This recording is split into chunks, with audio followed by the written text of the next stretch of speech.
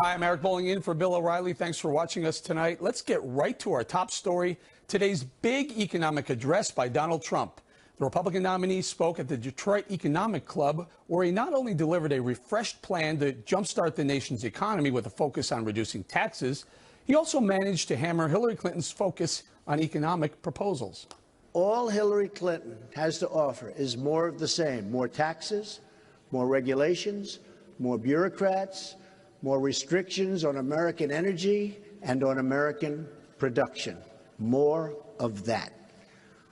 If you were a foreign power looking to weaken America, you couldn't do better than Hillary Clinton's economic agenda. My plan will reduce the current number of brackets from 7 to 3 and dramatically streamline the process. For many American workers, their tax rate will be 0. Joining us now with reaction from Southampton, New York, Trump's senior economic advisor, David Malpass. David, thank you for joining us. Important day. So a lot of us have been waiting for specifics. I got to tell you, I'm a conservative, and I heard a lot of specifics today. Let me just start with, I think it was the most refreshing of the four. He had 4 areas. The tax reform. You guys talk about a 15% corporate tax. That's down from 35%. Deduct child care expenses from taxes, 10% repatriation, and the death tax goes away. I think these are going to resonate with conservatives. It certainly is with me. Hi, Eric, and it should, because they do cause growth. You know, I was really happy with the results of the speech. The room was warm. People were receptive. There was a lot of clapping, and that's because I think there were a lot of specific policies that people could really relate to. The big question is, how do you create more prosperity? And you do that by unleashing the economy. And so Trump laid out ways to do that, and I think it was really well received. Let me dig into these, if you don't mind, David. I have a business background, economics background. So you go from a 35% to a 15% corporate tax. You're going to lose a lot of tax revenue if things were to stay the same.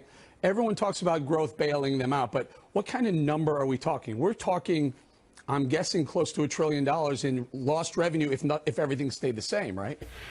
Well, I don't know that that's what the scoring would be, but the economy is going to change a lot. One of the things that happens now is corporations avoid taxes by either moving offshore or they don't earn as much. They don't report the profit, and so if you have a lower rate, you're going to create more investment within the U.S. economy. That's the goal. You want to bring people into the labor force, and it's not just on corporations, but there is also going to be a reduction in unincorporated business tax rates. You know, Hillary Clinton has hers going up. And it's very mysterious how you could ever run an economy if you're taxing businesses more. I have a lot to get to, so I'm sorry. I'm going to pepper you with some of this stuff. The deduct child care expenses from taxes, does that apply to all levels, everyone who has a child, doesn't matter if you're rich or poor? Right. That's whether you itemize or don't. And so you might call it before the line, or it's a way that, and there's also a cap at $13,000. So it's going to play very well with middle income people. Okay, the 10% repatriation tax, meaning when companies earn profits overseas and they want to bring it back, they were subjected to that 35% tax bracket here, but you're going to bring it down to 10. How'd you come up with 10? That's exactly right. Well, you know, we've had some of those in the past, and they work quite well. So 10%, I think, is a number that will allow companies to bring it in and induce them to bring it in, and it also brings in revenue to the U.S. government. So it works. It's a win-win kind of a situation. Death tax goes away. Estate tax goes away. Personally, I love this. I don't think enough Americans realize how much money the government takes from us for the second time. That's right. And also it causes lots of people to have to hire a lawyer to do estate planning, even if they don't in the end up using it. And so that should go away, and that makes the economy more efficient. All right, let's talk about trade a little bit. Mr. Trump spent a lot of time on trade, quite a bit of time on trade. And he talked, the one that he really went after was trade enforcement with China. Now, he talked about maybe $1 trillion in, I don't know, net revenues or net money coming back to the United States. Is it really that big? Well, we don't know how big it'll be until the economy grows faster. The idea is to to create more manufacturing jobs, to have a real economy that creates entry-level jobs for a lot of workers. We've been losing a lot of those jobs to China because it's cheating on its trade agreements. China does a lot of stealing of intellectual property. See, that's a good one, David. David, yeah. that's a great one. We know that it's rampant. China's stealing our intellectual property, costs us hundreds of billions of dollars. I would agree with that. I'm just trying to figure out, he says he wants to apply tariffs against China cheating. How so? How do you apply a tariff? First of all, as a free trader, I hate tariffs.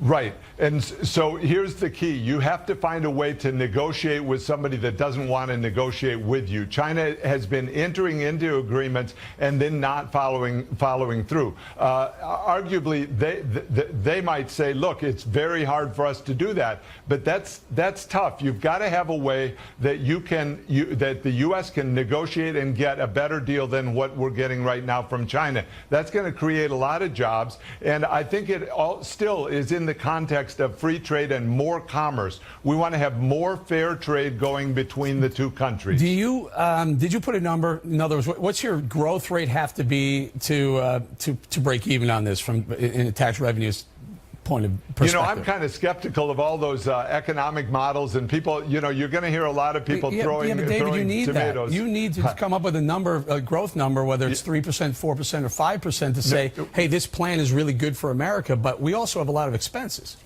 So I think this plan will cause 4% growth, and I think we need that because otherwise what's happening is the middle of the economy is getting left out. A lot of people are dropping out of the labor force, millions and millions of people dropping out, and they have to be brought back in. So the 4% I think is achievable. We know when Reagan did a how big... long? I mean, listen, I agree with you, 4%. Yeah. Reagan had 4% coming out of the recession/depression. He was handed, but it didn't last 8%. That long.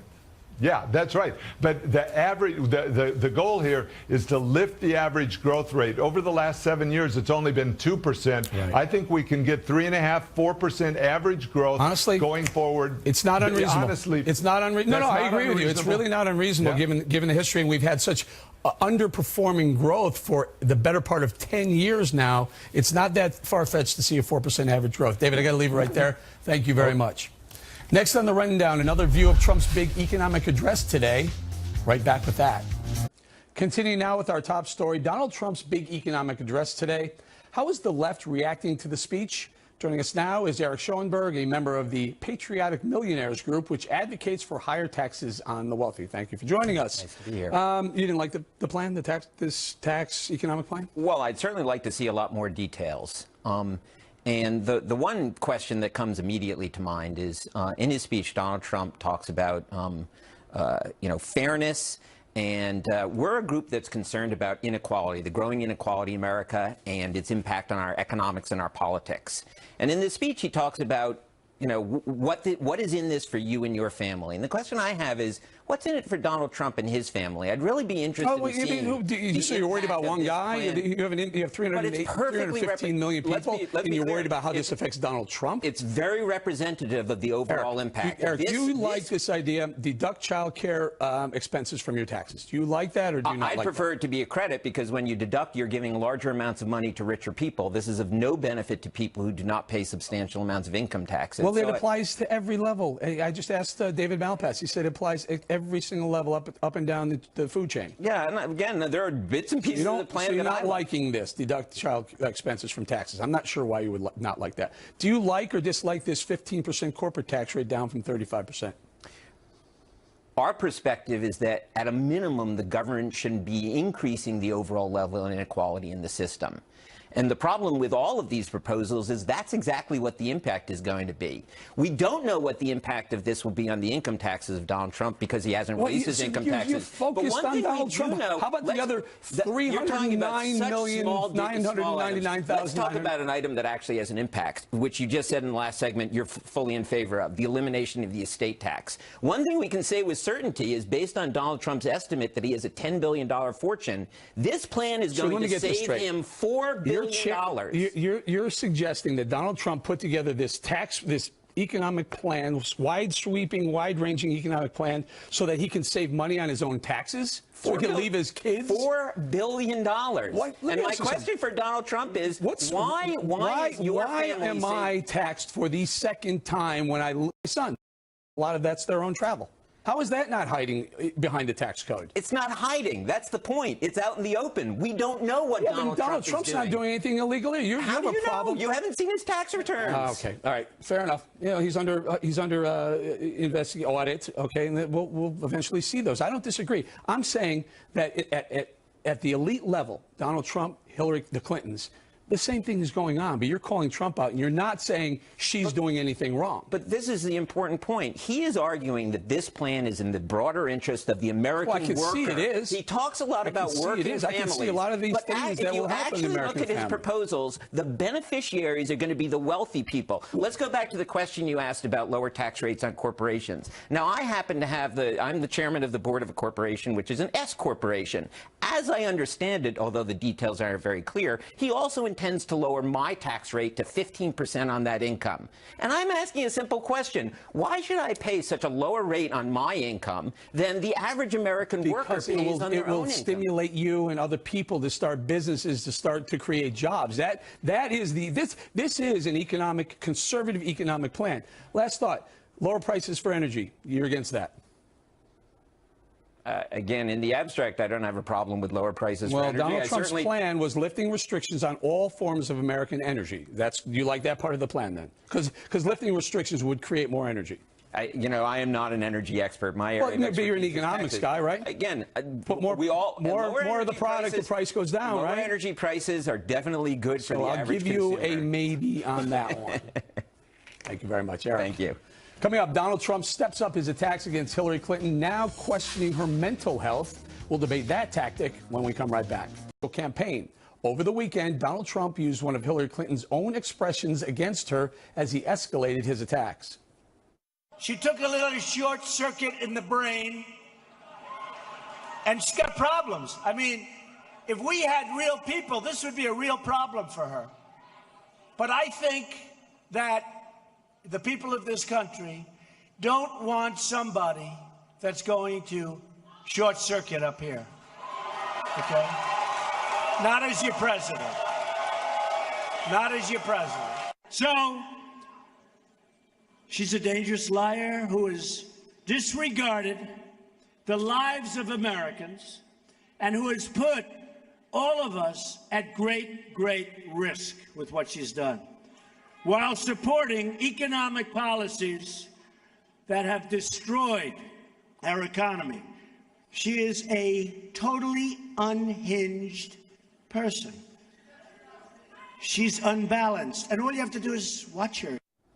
Tough rhetoric, to be sure, but what impact do these increasingly personal assaults by both sides have on voters? Joining us now from Boston with reaction, Democratic strategist Marianne Marsh, and from Washington, townhall.com editor Katie Pavlich. Marianne, he was just using her words. She said she short-circuited with Chris Wallace. He's using them out of context. But I think the real point here, Eric, is that Trump's decided to react to his plummeting poll numbers by launching personal attacks against Hillary Clinton. And the more negative he can make this campaign, the less likely it is for women that they will vote. Historically, that has been true. The problem for Trump right now is, as you see in the polls, he is now viewed less favorably than Hillary Clinton. He's viewed as less honest than Hillary Clinton and less trustworthy as Hillary Clinton. And therefore, voters are unlikely to believe these personal attacks. And the biggest shift has come with white women with college degrees, which has really hurt Donald Trump in these latest polls. Okay, Katie, but Hillary Clinton does the same thing. She uses the attacks and sometimes personal attacks. Sure, but unfortunately, there is a double standard between Democrats and Republicans and what they can get away with. And Marianne is right in the sense of women. I think that, especially in this case, when you have negative campaigning, women aren't going to not turn out. They're going to turn out in favor of Hillary Clinton to defend her because they feel like Trump is attacking her. But on this issue, look, we've been talking for 2 weeks now about how Donald Trump needs to focus on the economy. He did that today in his speech, and I think that he had some really good points. He talked about eliminating the death tax. I think he can get personal in the sense of what you just mentioned, Eric, in the previous segment, in the sense of talking about the Clinton Foundation and how Hillary Clinton was very selfish to use the State Department to essentially benefit the Clinton Foundation. I mean, there's all kinds of ways to get personal without sounding immature by even using her same words guys, against her. And I'll go to you, Marianne, on this. Except that this is such a wide open area of vulnerability on Clinton's part, because I don't know. Everyone keeps saying, well, when she lies, it's Clintonian. Unless you exploit that and say, hey, it's not Clintonian to lie, it's lying. Well, I think the difference here, Eric, is what Katie just mentioned, the foundation, her record, other things, that's substance, and that's fair game. But what isn't is when you go after her personally about her mental health and other things. That phrase was totally taken out of context. And here's the problem for Donald Trump. He risks overplaying his hand because he'll lash out because his poll numbers have gone down, or because they start to rise, he'll become more personal and more attacks. And that's exactly what happened in her first Senate race. Rick Lazio made the same mistake. Women came out and drove. She won that race by 12 points. That's exactly what this race is right now. And I don't think Donald Trump can help himself. With 91 days left to go, he's trying to cut into the difference in the polls before Labor Day. And I think he's going to overplay his hand by being far too personal, far too reckless. And the attacks, the likes of which we haven't heard, will end up hurting him more than Hillary Clinton. You know, Katie, and I hear it, and I think you're agreeing with Marianne on this issue. However, Donald Trump's poll numbers started to go down when he got involved in these satellite attacks with Mr. Khan and some of the other satellite things. When he focuses his attack, whether it's personal or not, his poll numbers have risen. Well, I would actually vehemently disagree with that, because we see now that Donald Trump is down by something like 10 points. Yeah, but he's been all over the point. map, Katie. He's been after Khan. He's been talking about other things instead Eric, of focusing. He was after Paul Ryan. He was after John McCain. And now it looks like he may have turned the corner and focused on what people have said he should do. Eric, Hillary Clinton, the opponent. The only direction his poll numbers are going right now are down. They're not turning. We're not turning a corner in any sense of the word. Katie, in terms of he Donald just Trump's started turning yesterday towards Hillary Clinton. Eric, now people Saturday. believe that Hillary Clinton is actually better at managing the economy than Donald Trump, because he's gotten so distracted with the personal attacks, not just on Hillary Clinton, but on other, as you mentioned, satellite figures. It feels to me like when he stays, on that issue. He can win, and he's not focusing on it the right way. Marianne, when he stays on things like Hillary Clinton and pointing out the fact that there are a lot of questions about her ethics, about her trustworthiness, her honesty. We know her numbers are underwater on all those. And when he focuses that, look, I think it will turn around. You don't think his numbers are going to go up from here now that he's stopped with all these other issues and focused on one person? I'm not saying the bounce is going to last the way it is now, but here's the difference, Eric. When he goes after her record, the things she's done in her life professionally, fair game. Go after it. What he did, though, is go after her personally, in a very personal way, and I expect he's going to make even more personal attacks. And he lost in one fell swoop white women with college degrees, the hardest women for him to win back. The more women she gets, she wins this race, period, end of sentence. And that's the miscalculation he's made. Go after her Senate record. Go after her as Secretary of State. All of those things are fair game. But when you start talking about her mental health, when it's A, not even look, accurate, and B, the phrase way out of context, that's when women and other voters are going to rally to her side. He may be a master at picking up a grain of opportunity and exploiting it. It feels like that's what he did. She herself said, I short-circuited. What is short-circuiting in the brain? Well, think about this for a second. Meaning the question. Short-circuited it. Didn't sound like it. It sounded like she short-circuited her answer because she couldn't answer properly. Eric, my question to you, Eric, would be, how does that comment affect everyday Americans who are after... Here's how. Let me finish my point, Eric. Short-circuits right before she has to make a decision whether to send a nuclear weapon somewhere. Well, that's why she is a vice president, and Tim Kaine, I'm sure, will do a fine job at making a decision. You said you have the same argument against Donald Trump. Eric, let me just finish my point. How does continuing to attack Hillary Clinton by using the short-circuited line affect families at home who are sitting and listening to his economic speech today and going, you know what, it sounds really great that he wants me to allow me to keep more of my own money so I can provide for my family. That's what he should focus on. He sounded presidential today in that speech. He doesn't sound presidential when he attacks like he did last week and continuing into this week. I got to go, you guys. Thank you so much. Great debate. Marianne, Katie, thank you very much. Directly ahead, a big surprise from within a GOP dynasty. You won't believe who's now saying it's time to vote for Donald Trump. Moments away. In the unresolved problem segment tonight, a last-ditch effort by the Never Trump movement. Today, Evan McMullin, the former chief policy director for House Republicans and a former CIA agent, announced an independent run for president. But despite the surprise third-party bid, Trump is getting a boost from an unlikely source. George P. Bush, son of Jeb, has told Texas Republicans it's time to start rallying around the nominee. Team Bush, it's a bitter pill to swallow, but you know what? You get back up and you help the man that won, and you make sure that we stop Hillary Clinton. Well, it wasn't quite the endorsement, but considering the source, it is a big deal. Joining us now to analyze from Washington, a writer with the Weekly Standard, Michael Graham. Michael, let's start with that, if you don't mind. George P. Bush, emphasis on Bush, says vote for Trump. And, you know, what I like about this is that it shows that there's a real divide among sincere, honest people about what to do about Donald Trump. Obviously, the Bush family didn't even show up for the convention. And now you have a rising star, you could argue, in the Bush universe who's out supporting, if we shall say, Trump. And I'll tell you what bothers me the most, Eric, about the entire conversation is you got two groups of people insist that the other side are total dirtbags for either not supporting Trump or for supporting Trump. No. People of goodwill and who are trying to do the right thing can come to very different conclusions, as is obviously happening. How is it the right conclusion if Hillary Clinton is elected president, if you're a conservative or a GOP, or how is that the right conclusion? How is voting for a big government liberal from New York who supports Planned Parenthood and gave money to Democrats? Well, that's Hillary you're talking about, I assume. No, I'm talking about Donald Trump, obviously. And this is my point. I understand. I've heard all the arguments. I know where he came from. I do that. I've known him for 15 years. This is always the killer, the one that just destroys that Never Trump argument. Hillary Clinton will fill the Supreme Court with liberals. She'll also appoint federal judges with a liberal bent to them. And if you want your kids, and George P. Bush's kids, and him and his kids, if you want a liberal judicial branch of government forever, then vote for Hillary. And that's a very powerful argument. And for some Republicans, it's enough for them to get past their personal distaste, for everyone. Their principle. Michael, it should be for everyone. It's a bilateral decision. It's not. There's not three choices here. It's vote for her, and if you don't, you're going to end up vote for him. If you don't vote for him, it's a vote for her.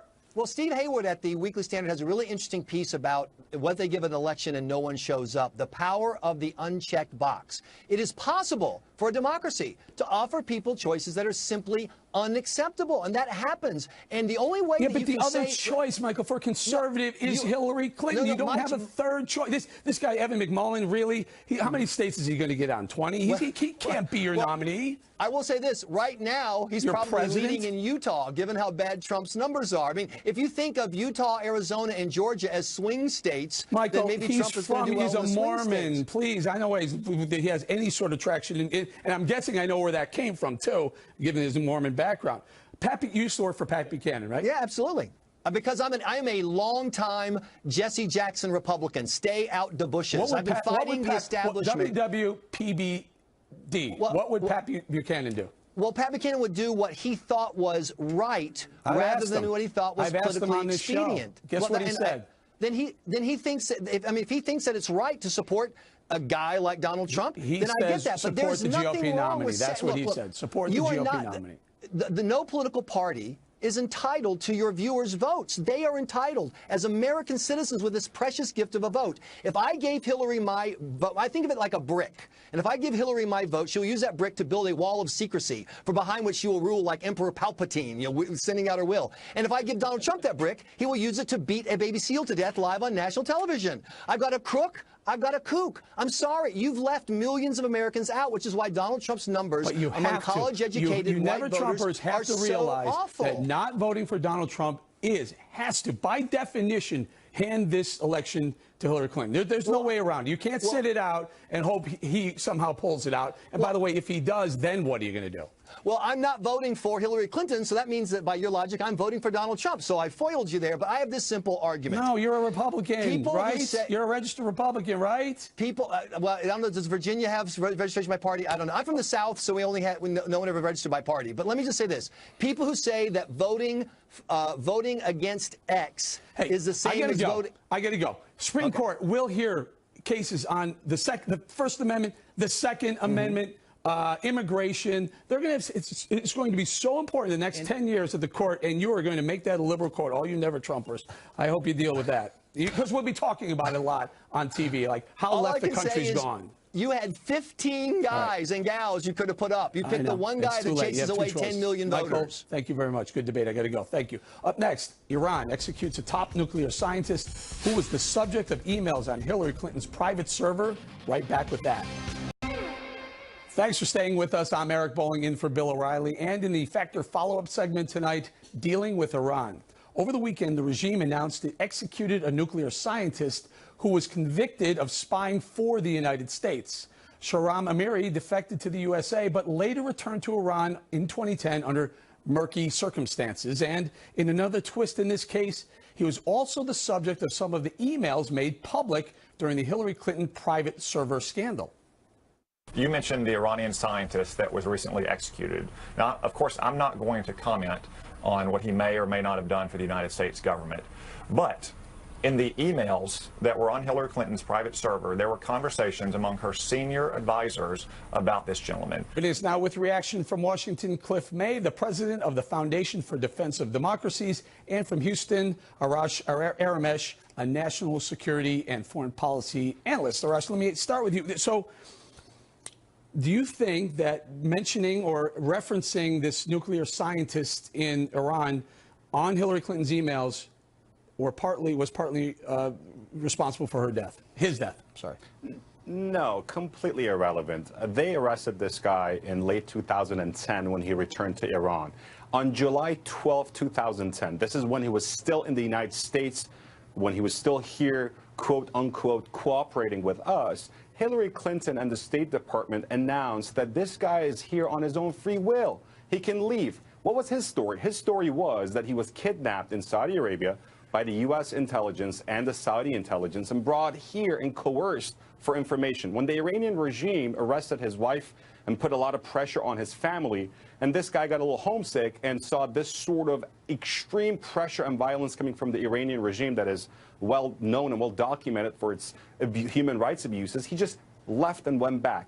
As soon as he returned to Iran, he was arrested and he was in prison until just a week ago, and then he was executed. Right, but Cliff, if he had kept that story alive, and if we hadn't refuted that story in certain emails, then maybe he would still be alive.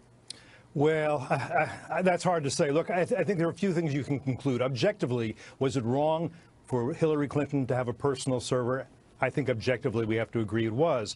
Was it reckless for her to have a personal server? That's more subjective, but I would agree with Tom Cotton. It was a reckless thing to do.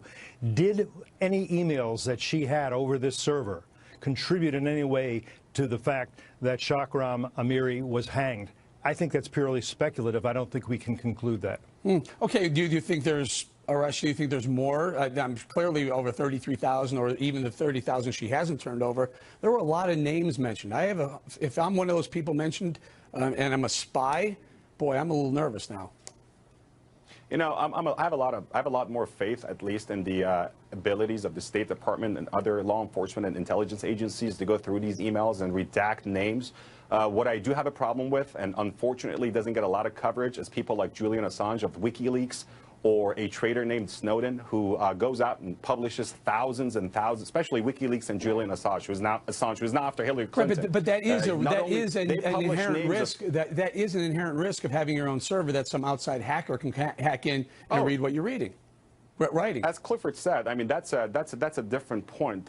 The question at hand here is whether this sort of action and this sort of maneuvering puts Americans at risk. And what really put Americans at risk was after WikiLeaks, when names of thousands of people who come to U.S. embassies around the world to do sort of deep cover or behind the scenes sort of dialogue with American diplomats and American political officers there were published. And this sort of irresponsible behavior by, WikiLeaks and a treasonous act, just what Snowden did. But Cliff, isn't that part of the problem? Is that very short-term memories? But just one last point. I mean, this sort of conspiracy thinking, trying to link everything to Hillary Clinton. I mean, some people would pretty soon have you believe that she was behind the Kennedy assassination. No, but this has always been. This is not a conspiracy link, Hillary Clinton. I mean, it just has to stop at some point. Cliff, I'll let you take this, but that is one of the major risks of having your own private email server. If it's not as secure as a State Department server, you risk outside hackers getting information, period, right? What am I missing? No question this was a bad idea for her to have this server. I think people recognize that. I think that shows up in the polls in terms of her ratings on honesty and on trust. All of that is true. I don't think this particular occurrence is going to change the polls at all or change perceptions at all. But I want to make sure we don't miss the major point here. This guy was hanged because it is believed by the Iranians that he gave information to the Americans on Iran's nuclear program. If that nuclear program is peaceful, as the Iranians insist, then why in the world would they hang him for having provided information on it? That is a key point, and it shows that the agreement made with Iran is fundamentally flawed. And I don't believe the Iranians are abiding by it. Look, they've got a justice system that has no justice in it. And that's just when this was announced that he was being hanged, what did the Iranian spokesman say? That America is their enemy number one and the great Satan. They've never said anything else. They've never said anything else other than we are the enemy and that we're the ones that they would love to see eradicated along with Israel. I think that's the most important point. Iran had a dangerous nuclear program, and Cliff is right. Iran had a dangerous nuclear program about a year away from breakout capacity and capability. And guess what? We should thank President Obama, Hillary Clinton, and the State Department for putting together a deal that has put a stop to this dangerous Iranian nuclear program. Why? Because you think now, Arash, now you think they're going to abide by the sanctions of the deal? We know they're not abiding by many of their obligations. The missile launches are that. That is just not true. That is the missile launches, as you know. Look, let me get to this point. Let me get to this point, and you can answer it, Arash. Sure. We know that this agreement gives Iran a patient pathway to nuclear weapons in about a dozen years. That is a mistake because we cannot believe that this regime will be different in 10 years. It will still consider us the great Satan, and it will still want genocide for Israel. Before we go. The regime in Tehran is a terrible regime. We imposed heavy sanctions. We brought them back to the negotiating table on their knees. And guess what? According to most observers and nuclear watchdogs, including the IAEA, International Atomic Energy Agency, Iran, those bad guys have lived up to their commitments. All right, we're going to have to leave it right there. A lot of this stuff is up for debate, though. I will tell you, that debate is not over. Gentlemen, thank you very much. When we come right back, a survivor of the Iranian hostage crisis has a chilling warning about today's regime that no American should ignore. Don't miss it. This is of 1979. Barry Rosen was one of the 52 Americans held captive for 444 days by supporters of the Ayatollah. Today, the Iranian regime sometimes tries to put on a more moderate face compared to back then, but Rosen says no American voter should be fooled. I spoke to him last week. Mr. Rosen, so you say the Iranians always win when we negotiate, when the United States negotiates with Iran. Explain that, please. Well, almost 40 years ago, I was taken hostage with 51 of my colleagues. And at that time, we were victims of Iran and the Iranian Revolution. And the Carter administration, of course, lost out on that one. Again, and over the years, it seems, even during the Reagan administration, Iran-Contra, and now also at this juncture in Iranian-American history, we see that there is a quid pro quo for hostages and payments. Well, wasn't yours a quid pro quo as well, though? 52 hostages released the same time. $8 billion was turned over, released to the Iranians? Absolutely. It was a quid pro quo. But the Iranians were singing the song most of the time, and they had I would say, control over the situation and the international situation for 14 and a half months. Do you think they have the same control here? Do you think this was a quid pro quo? By the way, what's the difference if it's quid pro quo and it coincides directly with a hostage release? That's a ransom, no? Yes, it is. It just sounds better, that's all. So do you think they did make this negotiation saying, we'll release your people, but we want the $400 million? Well, you know, look at the situation. An airplane full of money comes into Iran, stacks of euros and so forth. And at the same time, maybe minutes later or whatever, 4 Americans are then returned to the United States. Yeah. It sounds like a quid pro quo to me. Well, I was just saying that it sounds like ransom and quid pro quo. And ransom. Tell me, you're 444 days in captivity. Were you involved? Did you hear about any of the negotiations that were going back and forth, or were you just kept completely separate from it? For 99% of the 444 days, I was incommunicado. I was in Evin prison, like many of the American hostages are, well, now. That prison was what I would say the maximum security prison. We were subjected to terror all the time, attempts at forcing us to say things that we did not want to say, using automatic weapons against our heads. We were terrorized, and those were terrifying moments in my life. Were you tortured? If you consider sitting in a cell with the feeling that this could be your last day in your life, yes. Did they never give you hope? Did they never say we're negotiating and no? Never. They were absolutely great. Even when the attempted rescue occurred in April, we didn't know a thing. Tell us about that. That night, I was taken down from my cell, put into a van. The van was repainted, was tied up hand and foot, transported to the south of Iran, and there I landed up in what I call the black hole, a place that I lived in for 60 days without any light. That's terror to me. Did they do that when they realized the rescue attempt was being made, or or they tipped off? Did they know it prior? When the rescue attempt occurred, they then activated this event. So they didn't know anything about it at all. The rescue attempt might have succeeded if we didn't have that accident in Tabas. Now, why do you think, and I only have about 30 seconds, so why do you think that some people would say that because Ronald Reagan was being sworn in and the Iranians were fearful of a Ronald Reagan presidency is the reason why this deal went together at that moment? I think at that time, the reason why it took place that way is because they wanted Carter to suffer. They wanted that to take place until the ultimate moment of his presidency. So he would never get a victory from Iran. Even if Carter offered the $8 billion, they wouldn't take it from him. No. Barry Rosen, thank you very much. You're welcome. And remember to check out our podcast, The Contributing Factor. There's a new episode up today with inside information on the controversial $400 million in cash the U.S. sent to the Iranians. You can find that on BillO'Reilly.com or iTunes. Still to come, a special appearance by Bill O'Reilly. Back in a moment.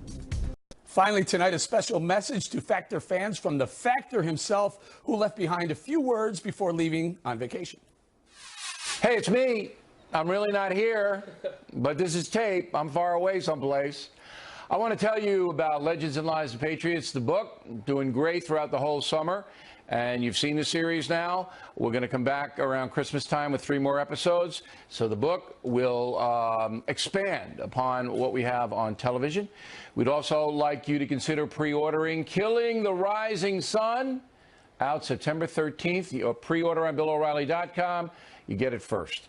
And appreciate you guys going to the website and helping us out, as all the money goes to charity. All right, great. And while we're plugging things, remember my book, Wake Up America. That's still burning up the New York Times bestseller list. Meanwhile, we wanted to give a big Factor shout out to 2 Americans making our country proud. Olympic swimmers Katie Ledecky and Michael Phelps. Last night in Rio, Ledecky crushed her own world record in the women's 400-meter freestyle, leaving all her competitors in her wake to take home the gold medal. And Michael Phelps continued to achieve the impossible, securing his 19th Olympic gold medal after leading the men's 4x100 freestyle relay team to a come-from-behind victory. To put his 19 goals in perspective, the next closest person in Olympic history has 9. Unbelievable. We can't wait to see what else Phelps and Ledecky can pull off in Rio. And that's it for us tonight. Thanks for watching. I'm Eric Bolling, and please remember the spin stops here because we're looking out for you.